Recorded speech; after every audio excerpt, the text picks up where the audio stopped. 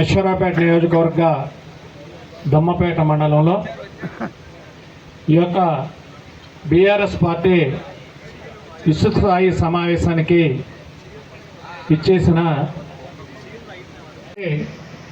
మరి ఈ యొక్క కాంగ్రెస్ పార్టీ వాళ్ళ యొక్క దూకుడు గ్రామాల్లో అలాగనే ఇంకొంత అధికారుల పైన లేకపోతే మనకి పని కాదేమనే ఉద్దేశంతో కొంతమంది కార్యకర్తలు కొంచెం స్లోగా ఉన్నమాట వాస్తవం.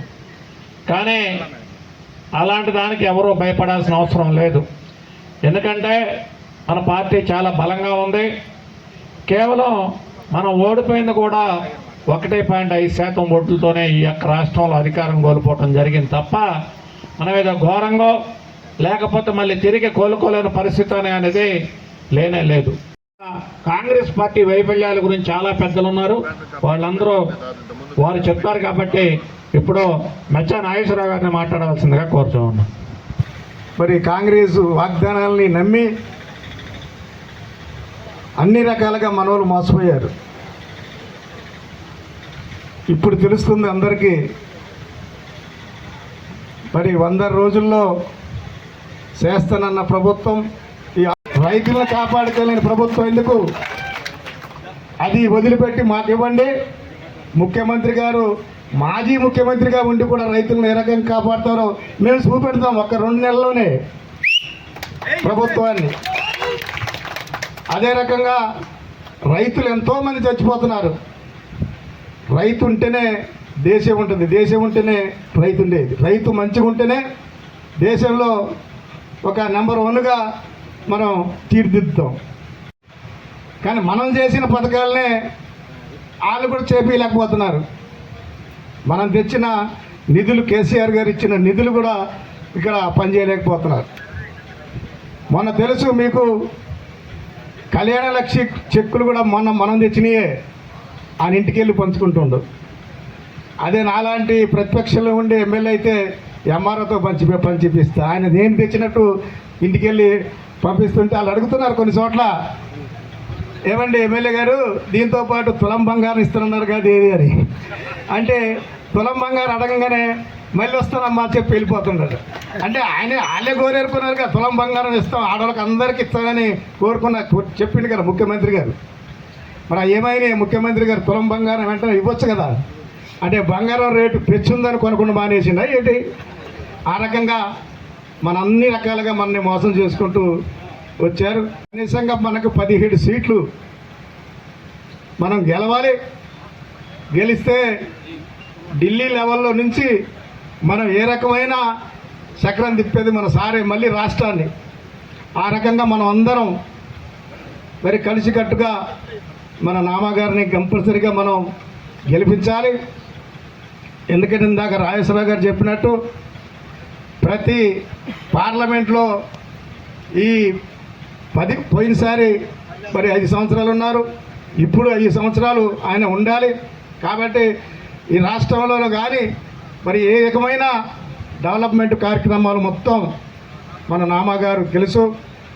మరి అసెంబ్లీ మరి పార్లమెంటు జరిగేటప్పుడు కనీసం కొంతమంది పార్లమెంటు సభ్యులైతే ఇళ్ళకాడ కూర్చొని టీవీలు చూసుకుని ఉండేవారు. మన సార్ అట్ట కాదు, డైరెక్ట్గా ఉన్నన్ని రోజులు అక్కడే ఉండి ఎవరు ఏం కావాలి అనేది రాష్ట్రంలో మరి ఏ రకంగా కావాలనేది అందరినీ మాట్లాడుకుంటూ వాళ్ళందరితో మరి అక్కడ ప్రధానమంత్రి గారితో మాట్లాడి మనకు కొన్ని ఏరియాలో మనం ఏ రకంగా డెవలప్ చేసామో ఈ మన నియోజకవర్గాన్ని. కనీసంగా అసరాపేట సెంట్రల్ లైటింగ్ తెస్తే దాన్ని చేపలేక ఎమ్మెల్యేలు మంత్రులు పక్కన కూర్చున్నారు. దమ్మపేట సెంట్రల్ లైటింగ్ తెస్తే అన్ని డబ్బులు మనం పట్టుకొస్తే వాళ్ళు అవి చేయలేని పరిస్థితిలో ఉన్నారు. ఇప్పుడు మరి లాస్ట్లో 10 కోట్ల రూపాయలు కూడా ముఖ్యమంత్రి గారు వెళ్తా సీసీ రోడ్లకి ఇచ్చేళ్ళిండు, ప్రతి గ్రామానికి ఇచ్చేళ్ళిండు. అవి కూడా పోయలేని పరిస్థితిలో ఉన్నారు వాళ్ళు. ఇప్పుడు ఏం దాందాలు లేదు, ఉసుక దాందా ఎక్కువ చేయాలని రాష్ట్రంలో ఎక్కడ పెడితే అక్కడ డబ్బులు అడుక్కోవటం, ఎవరిని పడితే డబ్బులు. ఎందుకంటే ఈ ఉన్న 5 సంవత్సరాలు ఉంటుందో లేకపోతే మధ్యలోనే పోద్దో తెలియదని అందరూ డబ్బులు లాక్కోవటంగా చూస్తున్నారు. ప్రజలు పట్టించుకోవట్లేదు, ఎక్కడ పోవట్లేదు. మీరు టీవీలో చూస్తూనే ఉన్నారు. మరి ఎవరెవరు ఎక్కడి నుంచి దాందాలు ఉసుక దాందాలు చేస్తున్నారు టీవీలో వస్తుంది, పేపర్లో వస్తుంది. అదే తప్ప ఇప్పుడున్న ఎమ్మెల్యేలు కానీ ఇప్పుడున్న మంత్రులు కానీ ఏ నిమిషంలో ఎక్కడ పడి ఎప్పుడు పడిపోతుందో తెలియదు. మన పార్లమెంట్ అయిపోయిన తర్వాత ఒకళ్ళ మీద ఒకళ్ళు పోటీలు పెట్టుకుని వాళ్ళు సంపాదించుకుంటున్నారు. కాబట్టి మన ప్రజల్ని 6 గ్యారెంటీలు వదిలేశారు. మరి మొన్నే చెప్పిండు మన సీఎం గారు అన్ని చోట్ల వాట్సాప్లో ఇవన్నీ. మరి రైతులేమో చచ్చిపోతుంటే మన ముఖ్యమంత్రి గారు రైతుల దగ్గరికి వెళ్ళి ఎండలో తిరుగుతుంటే మన ముఖ్యమంత్రి గారు ఏసీలో కూర్చొని క్రికెట్ చూసుకుంటుంటారు. మీకు తెలుసు కదా, మీరు చూస్తూ ఉంటారు. ఆ రకంగా ప్రజల్ని మోసం చేశారు. మాకు ఉన్న నాయకులు కూడా మోసం చేసి మాటల్లో మనలో కొంతమంది పడిపోయారు. ఏమీ చేయలేరు ముఖ్యమంత్రి గారు. కానీ బెదిరియటం వరకే తెలుసు ఇక్కడున్న లీడర్లకి. ఇప్పుడు ఊరికి 20 మంది లీడర్లు అయ్యారు. ఆఫీసర్లు ఎవరి మాట వినాలో తెలియట్లే. మరి ఆ రకంగా ఉంది. మనకి ప్రజల్ని కాపాడుకునే ప్రభుత్వం కాదు. కాబట్టి మళ్ళీ పార్లమెంట్లో మన నామగారు ఈ 7 నియోజకవర్గాలకి మరి రాష్ట్రానికి కూడా ఆయనే అక్కడ పార్లమెంట్లో మరి కాపాడతారు కంపల్సరీగా. మనం అత్యుత్తమ మెజార్టీతో మునుపుసారి ఇలా 2 లక్షలతో గెలిపించాం. మళ్ళీ 2 లక్షలతో గెలిపించాలని మనం అందరం కలిసికట్టుగా పనిచేయాలి. ఎందుకంటే మనకు ఎవరికి ఆపద ఏది ఉన్నా మన ఢిల్లీ లెవెల్లో మనకి ఏర్పాటు చేస్తారు. కాబట్టి మీరు ఏ విషయం వచ్చినా మీరు ఎవరు భయపడవసరం లేదు. ఎవరికి భయపడవసరం లేదు. అన్ని మండలాలు బాగానే ఉన్నాయి. కానీ అసరాపేట మండలమే కొంతమంది నాయకులు కొంత బెదిరుతున్నారు. అదే మీరేం పట్టించుకోబాకండి. నేను చూసుకుంటా అసరాపేట సంగతి, అసరాపేట మండలం సంగతి చూసుకుంటా. కాబట్టి మా దగ్గర మరి ఉన్న లీడర్లు అన్నీ గట్టిగానే ఉన్నారు. ఎవరికి భయపడే పరిస్థితి లేదు అని. రైతుల ముందుకు రాలేని ప్రభుత్వం, రైతుల ముందుకు రాలేని ఎమ్మెల్యేలు, రైతుకు ముందుకు రాని మంత్రులు ఉన్నారు. 3 మంత్రులు ఉన్నారు మన జిల్లాలో, ఉమ్మడి జిల్లాలో. ఇంతవరకు ఒడ్లు కొనే పరిస్థితులు ఎక్కడ చూసినా మీరు ఒడ్లు ఈ రోడ్ల మీద పోసే ఉన్నాయి. అలవ నచ్చడానికి చచ్చిపోతున్నారు మన రైతులు. ఏదైనా పంట మనం ఉంటేనే కదా మనం అందరం మరి మంచిగుండేది. ఆ రకంగా మరి డెవలప్ గురించి మీకు తెలియదు కాదు ప్రతి ఊళ్ళో. మరి అట్లాగే మనం కంపల్సరీగా ఎవరో నాయకులు చెప్తారు ఈ భుజంలో వచ్చి, కానీ దాన్ని మనం ఎప్పుడూ నమ్మకూడదు. మన ప్రజాసేవ కేసీఆర్ గారు ఏ రకంగా మరి అన్ని స్కీములు మనం అడిగితేనే ఇచ్చిండా మన ముఖ్యమంత్రి గారు. రైతు బంధు అడిగితేనే ఇచ్చిండా, రైతు బీమా అడిగితేనే ఇచ్చిండా. ఆయన తెలంగాణలో నాకు ప్రజలు ముఖ్యమంత్రి నన్ను చేశారు, సాగు బతుకుల్లో ఉన్న తెలంగాణలో ఇచ్చి 10 సంవత్సరాలు నాకు అధికారం ఇచ్చారు. కాబట్టి అన్ని కులాలని ఏ రకంగా కాపాడాలనేది ఆయన ఆలోచనతో రైతులకి, ఎస్సీలకి, బీసీలకి, మైనార్టీలకి మరి అన్ని రకాలుగా ఏ రకంగా స్కీములు పెట్టి మనల్ని కాపాడుకోవాలో, ఏ కులాలను ఎట్ట కాపాడుకోవాలో ఆయన అక్కడ కూర్చొని 24 గంటలు ఆలోచన ప్రజల కోసమే ఈ 10 సంవత్సరాలు పనిచేశారు మన సీఎం గారు. గారిని పార్లమెంట్కి పంపించాలి. ఎందుకంటే పార్లమెంట్లో నామా నాగేశ్వరరావు గారు ఉంటే మనకి అండ. స్టేట్లో కానీ సెంటర్లో కానీ నామా నాగేశ్వరరావు గారు ఉంటే మనం గెలిపించుకోగలిగితే, ఎందుకంటే గెలిపించుకోలేకపోతే మనకి ఏ ఆధారం ఉండదు. ఇంతకన్నా దారుణాలు జరుగుతాయి. ఎందుకంటే మనం ఎన్నో పథకాలు తీసుకొచ్చాం. కేసీఆర్ గవర్నమెంట్ ఉన్నప్పుడు 10 సంవత్సరాలుగా రైతులకి ఎంత మేలు చేశారు అన్నది మీ అందరికీ తెలుసు. ఈరోజు ప్రతి ఒక్కళ్ళు మాకు రైతు బంధు డబ్బులు పడలేదని బాధపడే వాళ్ళే ఎక్కువ ఉన్నారు. రైతు బీమా రైతు ఇన్సూరెన్స్ కూడా ఒక రైతు చనిపోతే 5 లక్షల రూపాయలు ఇచ్చింది కేసీఆర్ గవర్నమెంట్ వల్లే సాధ్యమైంది. అలాగే రైతు ఇప్పుడు ప్రతి ఒక్కటి రైతులకు అన్ని విధాలుగా సహకరించింది కూడా కేసీఆర్ గవర్నమెంటే. అలాగే పెన్షన్ కూడా సకాలంగా వచ్చేది. ఇప్పుడు పెన్షన్ కూడా వచ్చే పరిస్థితి లేదు. ఫండ్స్ ఇప్పుడు డెవలప్మెంట్ అంటే ప్రతి ఒక్కటి ఈ 10 సంవత్సరాల్లో డెవలప్మెంట్ మూవ్మెంట్ కేసీఆర్ గవర్నమెంట్ ఉన్నప్పుడు బాగా జరిగింది. ఇవన్నీ మీకు తెలుసు, నేను కొత్తగా చెప్పనవసరం లేదు. అలాగే మనం ఒక్కళ్ళం కూడా గ్రామ లెవెల్ నుంచి కమిటీలు వేసుకొని కష్టపడి ఈ 15 రోజులే మనం కష్టపడాలి. ఈ 15 రోజులు కనుక కష్టపడకపోతే 5 సంవత్సరాలు బాధపడాల్సిన పరిస్థితి వస్తుంది. ఈ ఒక్క 15 రోజులు ఎండనకుండా మనం గ్రామాన తిరిగి కేసీఆర్ గతంలో ఎలా, ఇప్పుడు ఈ గవర్నమెంట్ వచ్చి మాట ఇచ్చి ఎలా తప్పింది అనేది మనం విస్తృతంగా ప్రచారం చేసుకుంటా నామా నాగేశ్వరరావు గారిని గెలిపించి తీరాలి. ఖచ్చితంగా మన అందరం కూడా గట్టి కృషితోటి నామా నాగేశ్వరరావు గారిని గెలిపించి పార్లమెంట్కి పంపించాలి. అలాగే కేసీఆర్ గారు గిఫ్ట్ ఇవ్వాలి. ఈసారి థ్యాంక్ యూ. అవకాశం ఇచ్చి తెలియజేసుకుంటున్నాను. ఈరోజు మనం చూసినట్లయితే సుమారుగా ఒక్కొక్క లోక్సభ నియోజకవర్గం అంటే 15 లక్షల మంది ఓటర్లకు ప్రాతినిధ్యం వహించాల్సినటువంటి ఒక అభ్యర్థి. ఆ వ్యక్తిని బట్టి లోక్సభలో పరిస్థితులు ఉంటాయి. మనం చూస్తూనే ఉంటాం. లోక్సభలో కొంతమంది నిలబెడతారు, వాళ్ళకి ఏం చేయాలో తెలియదు, ఏం మాట్లాడాలో తెలియదు, వెళ్ళి పద్యాలు పాడటం కూడా మనం చూసాము. ఉప్పు కప్పు రంబు ఒక పోలి కంటే స్పీకర్ గారికి అర్థం కాక ఆపండి మీరేం మాట్లాడతాం మాకు అర్థం కావట్లేదు అంటే అయిపోయింది సార్ అని మరి బతిలాడు మరి పద్యాలు పాడేవాళ్ళు. పద్యాలు పాడితే సమస్యలు తీరుతాయా? అదే మన ఎంపీ గారిని చూసినట్లయితే కొన్ని విషయాలు మనం ఎంత చెప్పుకున్నా చాలా తక్కువే అవుతుంది. సెంట్రల్ గవర్నమెంట్ వాళ్ళ చేతుల్లో పార్లమెంట్ అభ్యర్థులు ఏం మాట్లాడినా వాళ్ళ గొంతుకలను నొక్కడానికి ఈడీల్ని సిబిఐల్ని ప్రయోగించడం మనం చూస్తూనే ఉంటాం. ఎంతో తీవ్రమైన ఇబ్బందులకి మన సార్ని గురి చేసినా కానీ ఏ విధమైన భయభ్రాంతులకు గురవకుండా నాకు 15 లక్షల కార్యకర్తలు నా వెనక నా అండగా ఉండగా మీరేం చేస్తారు, నా పోరాటాన్ని అయితే ఆపను అని పోరాటం చేసిన వ్యక్తి మన ఎంపీ గారు. ఉంది ఇప్పుడు ఎంపీ ఎలక్షన్స్. మరి కేసీఆర్ గారు మళ్ళొకసారి దీవించి నామా నాగేశ్వరరావు గారిని పంపించారు.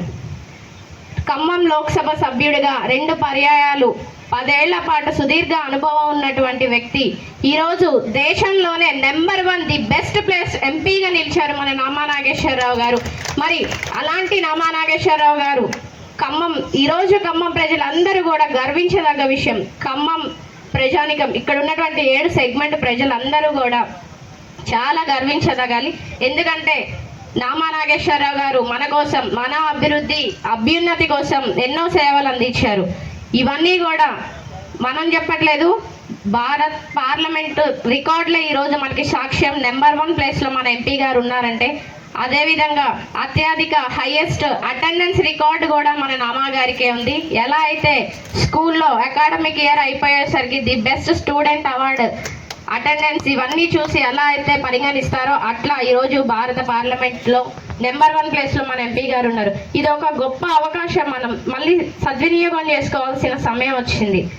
ఇప్పుడు మనం ప్రతిపక్షంలో ఉన్నాం, మనం ఏం కంగారు పడవసరం లేదు. ఈరోజు మనకి తోడుగా మన రాజ్యసభ సభ్యులు వద్దిరాజు రవిచంద్ర గారు కూడా ఉన్నారు. అదేవిధంగా మళ్ళా తిరిగి నామా నాగేశ్వరరావు గారిని కనుక మనం గెలిపించుకొని పార్లమెంట్కి పంపిస్తే మన కోసం, మన ప్రజా సమస్యల కోసం తన గొంతును విప్పి మన కోసం పోరాటం చేసి తీసుకొస్తారు. మరి మనం ఇప్పుడు ఏం చేయాలి? మనందరం భారీ బహిరంగ సభలు కానీ ర్యాలీలు ఇలాంటి ఏం చేయక్కర్లేదు. కేవలం మనకున్నటువంటి ప్రతి మండలంలో కూడా బూత్ లెవెల్లో మనం కమిటీ వేసుకొని ఆ కమిటీ సభ్యులందరూ కూడా కూర్చొని కేవలం ఆ బూత్లో ఉన్నటువంటి ఓటర్ల దగ్గర మనం పనిచేసుకోగలిగితే మాత్రం సరిపోతుంది. గ్రామాలలో ఇప్పుడు ఎండ ఎక్కువగా ఉంది కాబట్టి గ్రామాలలో సాయంత్రం పూట చక్కగా గ్రామాలలో మనం కలిసి కూర్చొని చర్చించండి. కాంగ్రెస్ గవర్నమెంట్ వచ్చింది, ఏమి ఇస్తామని చెప్పి ఈరోజు వాళ్ళు అధికారంలోకి వచ్చారు. ఇప్పుడు గడిచిన 100 రోజుల్లో వాళ్ళు మనకి ఏమి ఇచ్చారు? గతంలో పంపిద్దాం. మన కోసం అండగా నామా నాగేశ్వరరావు గారు కూడా ఉంటారు. ధన్యవాదాలు. Thank you. జై తెలంగాణ. కేసీఆర్ గారి నాయకత్వం, కేసీఆర్ గారి నాయకత్వం. కేసీఆర్ గారు ఉద్యమంలో పాల్గొని ఎటువంటి వాగ్దానాలు ఇవ్వకపోయినా తెలంగాణ మొట్టమొదటి ముఖ్యమంత్రి అయిన తర్వాత మరి ముఖ్యమంత్రి అయిన వెంటనే ఈ రాష్ట్రానికి చరిత్రలో దరిదాపు కాంగ్రెస్ పార్టీ 60-40 సంవత్సరాలు అధికారంలో ఉండి మధ్యలో ఏ ప్రభుత్వాలు వచ్చినప్పుడు కూడా ఈ 10 సంవత్సరమే కాదు ప్రపంచానికే సాటి చెప్పినటువంటి పరిపాలన అందించినటువంటి ముఖ్యమంత్రి అది కేసీఆర్ గారు. ఎందుకంటున్నానంటే ఒకటి గుర్తు చేస్తున్నాం మీకు, రైతు సోదరులు చాలామంది ఇక్కడ మన రైతులందరికీ ఎకరం నుంచి 5 ఎకరాలు ఉండొచ్చు, 10 ఎకరాలు ఉండొచ్చు, 100 ఉండొచ్చు, 200 ఎకరాలు ఉండొచ్చు, భూస్వాములు ఉండొచ్చు, జమీందారులు ఉండొచ్చు. కానీ కేసీఆర్ గారు ఆనాడు ఎన్నికల్లో ఎకరానికి రైతు బంధువు అని 5,000 ఇస్తానని ఎన్నికల్లో చెప్పలే. ప్రభుత్వం రాగానే రైతుకి మేలు చేయాలని ఎకరానికి 5,000 రూపాయలు ఇచ్చినటువంటి చరిత్ర కేసీఆర్ గారిది. అది మనం గుర్తుపెట్టుకోవాలి. కానీ ఆనాడు శాసనసభ్యులుగా మేముండి సంవత్సరం తర్వాత ఎకరానికి 5,000 కాదండి, ఖర్చులు ఎక్కువైనాయి, ఎకరానికి 10,000 ఇస్తే బాగానే ఎమ్మెల్యేలు ఆనాడు ఎంపీలందరం కలిసి మళ్ళీ ఇదే కేసీఆర్ గారిని అడిగితే మాట ఇచ్చి ఎకరానికి 10,000 రూపాయలు ఇచ్చినటువంటి ముఖ్యమంత్రి మనం తీసుకున్నటువంటి రైతులమని నేను ఈ సందర్భంగా మీకు గుర్తు చేస్తా ఉన్నా. ఆనాడు కేసీఆర్ గారు 10,000 ఇస్తుంటే ఇప్పటి వరకు కాంగ్రెస్ ప్రభుత్వం ఏం చెప్పిందండి ఎన్నికల ముందు? ఎకరానికి 10,000 తీసుకోవటం ఏంటయ్యా, ఎకరానికి 15,000 ఇస్తానని. అది డిసెంబర్ 9 అట, డిసెంబర్ 9. ఆ డిసెంబర్ 9కి ఎకరానికి 15,000 ఇస్తానని ఈ రోజు వరకు కూడా 15 పైసలు ఇవ్వనటువంటి ఈ కాంగ్రెస్ దత్తమ్మలకి మనం ఏం సమాధానం చెప్పాలి? ఓటుతో సమాధానం చెప్పాలి. అదేవిధంగా ఇంకో విషయం చెప్తా ఉన్నా, మనందరం చిన్న సన్నకారు రైతులం, పేద వర్గాలు ఉన్నారు, దళిత వర్గాలు ఉన్నారు, గిరిజనులు ఉన్నారు, మైనార్టీలు ఉన్నారు, అగ్రవర్ణాల్లో కూడా పేదవాళ్ళు ఉన్నారు. ఆడపిల్ల పుడితే తెలంగాణ ప్రభుత్వం ముఖ్యమంత్రి కేసీఆర్ రాకముందు ఒక ఆడపిల్ల పెళ్లి చేయాలనంటే అప్పులు చేసి ఉన్న బంగారమో భూమో పాలేరుతనమో జీతమో కుదిరి ఆడపిల్ల పెళ్లి చేసేటటువంటి పరిస్థితి. ఎదిగిన పిల్లలు పెళ్లికి వచ్చినా పెళ్లి చేయలేనటువంటి పరిస్థితి ఆనాడు ఉంటే, ఇవాళ కేసీఆర్ గారు ముఖ్యమంత్రి అయిన తర్వాత అయ్యో ఆడపిల్ల పుట్టి ఆడపిల్లకి పెళ్లి చేయాలని లక్ష రూపాయలు ఇచ్చినటువంటి ముఖ్యమంత్రి కేసీఆర్ గారు. మరి అలాంటి కేసీఆర్ మనకి అన్యాయం చేశాడా? ఇవాళ ఇదే కాంగ్రెస్ ప్రభుత్వం ఏం చెప్పింది? ఆఫ్టర్ ₹1,00,000 కాదు, మేము 1,00,000 పైదే ఇస్తాం. ఆ 1,00,000తో పాటు మా సోదరి చెప్పినట్టు తులమా కాసా తులం బంగారం ఎక్కడ పోయింది? ఆ ₹1,00,000 ఎక్కడ పోయినాయి? పెళ్లిళ్ళు అయ్యి పిల్లలు కూడా అంటున్నారు ఇవాళ సరిగ్గా రావట్లేదని చెప్తా ఉన్నారు. మొన్న ఎక్కడో పెళ్లికి వెళ్తే నాకు ఏది పెళ్లి అయింది ఇంతవరకు నాకు పిల్లలే డబ్బులు రాలేదని చెప్పేసి. మరి ఇలాంటి మాయ మాటలు చెప్పినటువంటి కాంగ్రెస్ ప్రభుత్వానికి మనం ఏ రకమైనటువంటి బుద్ధి చెప్పాలో ఖచ్చితంగా. కాంట్రాక్టులు చేసే వాళ్ళు భయపడతా ఉన్నారు, వ్యవసాయం చేసే వాళ్ళు ఏడుస్తూ ఉన్నారు. ఇప్పుడు మా బావగారు చెప్పాడు ధాన్యం కూడా కొనలేని పరిస్థితి. ఆ ధాన్యం కొంటే ఎంత టన్నుక కింటకు 500 బోనస్ అన్నారు. 500 కాదు, అసలు ఇవాళ రోడ్లు ఏమిటి ఎక్కడ చూసినా ధాన్యాలే ఉన్నాయి. కానీ మన ప్రభుత్వంలో కేసీఆర్ గారి ఇన్ టైంలో ధాన్యం కొని మరి ఇవాళ రైతులు న్యాయం చేసినటువంటి పరిస్థితి ఉంది. ఈ రకంగా మన తెలంగాణ ప్రభుత్వం 10 సంవత్సరాల్లో మనం ఏం చేశామో ఇవాళ మన మిత్రులు చెప్పినట్లుగా ఇక్కడ ఇవాళ సుమారు 30 మంది, ఇవాళ ఇక్కడ పేర్లు చెప్పలేదు కానీ ఇవాళ 30 మంది పెద్ద నాయకులు ఉన్నారు. వాళ్ళతో పాటు ఇంకా అనేక మంది మిత్రులు ఉన్నారు. ప్రతి ఒక్కరం కూడా ప్రతి బూతుల వారీగా ఖచ్చితంగా మనం 30 రోజులు కాక పనిచేసినట్లయితే ఖచ్చితంగా మన నామా నాగేశ్వరరావు గారిని అత్యధిక మెజార్టీతో గెలిపించుకోవడానికి అవకాశాలు ఉన్నాయి. కాబట్టి ఇంతకుముందులాగా మరి 100 కార్లు వేసుకుని వెళ్ళాం, 500 మోడల్తో ర్యాలీ చేశాం, హంగామాలు చేశామని గత ఎన్నికలన్నీ అనుకున్నాం. ఈ వాతావరణంలో మార్పు గమనించారు. రాష్ట్ర స్థాయి నుంచి పార్టీ తీసుకున్న నిర్ణయాల ప్రకారంగా అసలు ఎక్కడైతే గ్రామ స్థాయిలో కార్యకర్తలు ఉన్నారో ఆ కార్యకర్తలు ఐడెంటిఫై చేసి కార్యకర్తల ద్వారానే బలాన్ని చేకూర్చుకొని పార్టీని బలోపేతం చేయటువంటి కార్యక్రమం కోసం ఇవాళ మనం కింది స్థాయిలో అంటే కాంగ్రెస్ ఇచ్చినటువంటి హామీల మీద మోసపూరిత వాగ్దానాల వల్ల, మోసపూరిత గ్యారంటీల వల్ల ప్రజలు కొంత నమ్మారు. నమ్మటం వల్ల కొంత నష్టం జరిగింది అనేది ఒక భాగం. ఇక మిగతా కొంత సమన్వయం చేసుకోవటంలో, ఇంకా ఓటర్ దగ్గరికి పోవటంలో మన నాయకులు ఆల్రెడీ 2 సార్లు గెలిచున్నాం కదా అని కొంత ఇంతకుముందు పెద్దలు చెప్పినట్టుగా నిర్లిప్తత, ఆ మాట వారు అన్నారు. అది ఉండకూడదు. ఎందుకంటే ఎన్నికలకి పనిచేసేది కేవలం నామినేషన్ వేసినప్పటి నుంచి 15-20 రోజులు మాత్రమే. అంతకుముందు పనిచేస్తే ఒక 15 రోజులు.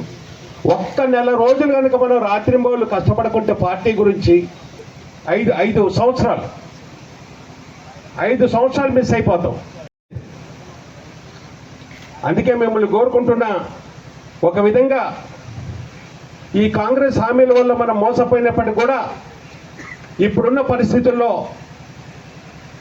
ప్రజలు ఇప్పటికే అర్థం చేసుకున్నారు. ఏదైతే వారు కాంగ్రెస్ వారు ఇచ్చినటువంటి 6 గ్యారంటీలు, 420 హామీలు, 44 పేజీలు, ఇవన్నీ హామీలతో ప్రజలు నమ్మారు. ప్రజలు నమ్మటమే కాకుండా మన పక్కనున్నోడు కూడా ఎవరు కొట్టేస్తుందో మనకి అర్థం కాని పరిస్థితి. మన ఇంట్లో ఆవిడ పోయి ఏదో తులం బంగారం వస్తుందని చెప్పి మనకు కూడా చెప్పకుండా ఓటేసింది. ఆ పరిస్థితులు కొన్ని మా నోటీసులకు వచ్చినాయి. ఓటేసి ఇంటికి వచ్చిన తర్వాత ఎవరికి వచ్చినామంటే ఎవరికి వేస్తో తులం బంగారం వద్దని చెప్పారు కదా, వాళ్ళకే ఇష్టం అని చెప్పిందట. కూడా మన నాయకుడు కేసీఆర్ గారు పాలించారు. అందులో ముఖ్యంగా కనుక చూసినట్టయితే పెద్దలు చాలామంది చెప్పారు, కానీ ఒక రైతు బిడ్డగా నేను కూడా చెప్పాలని నా మనసులో ఉంది. ఒక రైతు బిడ్డగా చిన్నప్పుడు రైతు కష్టాలేంటి, పల్లెల్లో ఉన్నటువంటి బడుగు బలహీన కష్టాలేంటి నేను కళ్ళారు చూసుకోండి. వెనకటి ఎట్లుండేది అంటేనే ఒక పేదోడు కనుక చనిపోతే దానం చేసుకోవటానికి జగ లేక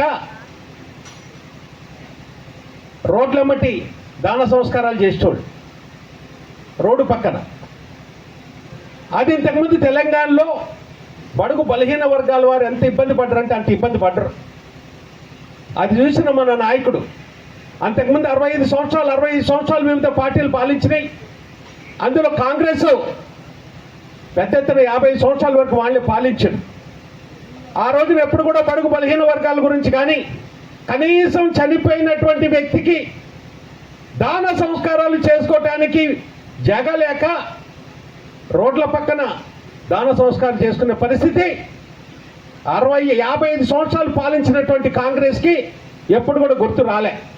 కానీ మన నాయకుడు ఒకటే అనుకున్నాడు, ఖచ్చితంగా కూడా పేదలకు గ్రామాల్లో ఉన్నటువంటి బడుగు బలహీన వర్గాల గురించి చాలా ఆలోచన చేశాడు.